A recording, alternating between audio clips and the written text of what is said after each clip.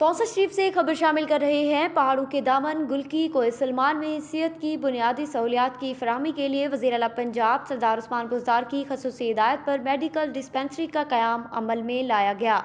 गुलकी में कायम डिस्पेंसरी का इफ्तितार deputy secretary CM Punjab Chaudhry Naveed Dheerat, commissioner मादनियात रियाज अहमद चौधरी ने किया, जिसमें सरदार ज़ेगम अली खान नुतकानी, सरदार सलाहुद्दीन खान बुज़दार, सरदार अब्दुल कयूम खान बुज़दार, सरदार फरहत खान बुज़दार और मुअज़्ज़िज़ीन इलाका ने शिरकत की। इफ्तिताई तकरीब से खिताब करते हुए चौधरी नवीद धीरत और कमिश्नर मादनियात रियाज अहमद चौधरी का कहना था कि यहाँ की आवाम का एक देरीना मुतालबा आज पूरा हो गया है।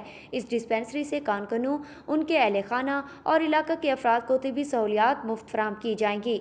मुफ्त इलाज और मुफ्त अद्वियात फराहम की जाएंगी।